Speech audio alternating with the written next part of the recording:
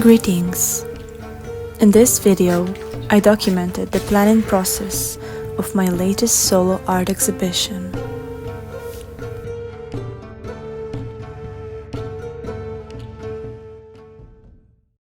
Chapter 1. First, I thought of the main theme and atmosphere that I wanted to evoke. I wanted to be in sync with the natural cycle of the year and decided to create a gallery space that will reflect upon the current wintertime. I decided to name the exhibition Frost as Ash. The main sources of inspiration for me are pagan mythology and folklore. In recent years, I've been gravitating towards the Arctic legends. To me, these tales reflect on the thread between life and death, and represent a culture of surviving the unpredictable while facing the harsh part of reality without looking away. I find this greatly inspiring.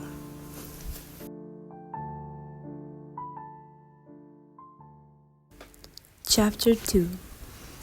After choosing the main theme, I looked for the right works in my portfolio and did some composition sketches to see how much space I had left to fill in the gallery. I decided to create 7 new pieces.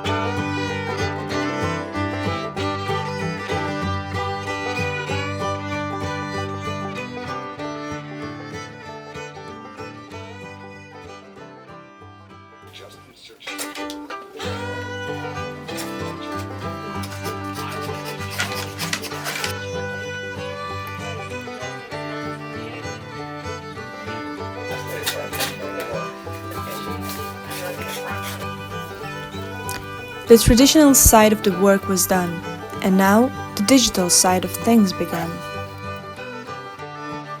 After posting, printing, and gathering all the works and items I prepared, came the most satisfying part: putting everything in its place at the gallery. Hung the branch horns, covered the seating area with fabric and fake fur, and sprinkled some pixie dust. Chapter 3. It was quite a coincidence, but the exhibition opened on one of the coldest days we had here in years, thus staying true to its name, Frost as Ash. The visitors looked at these pagan-inspired pieces and heard the legends behind them as a great thunderstorm raged outside. It felt like the exhibition was celebrated by the gods of thunder themselves. The evening was a blast.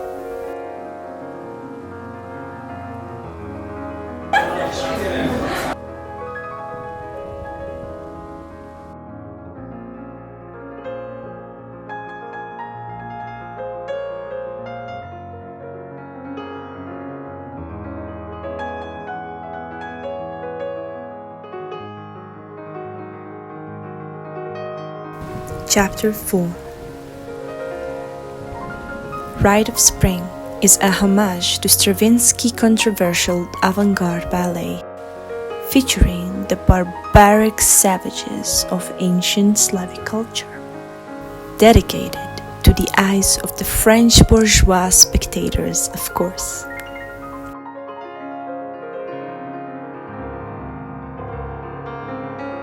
Nanok is the master of bears, governing success at hunting. Yet the work itself is about capturing an intimate moment.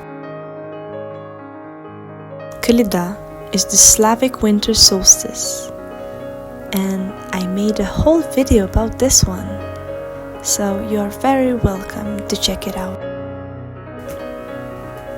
Velvet shed, for me, it became a symbol of rebirth. The next growth is bound to be stronger and greater for sure.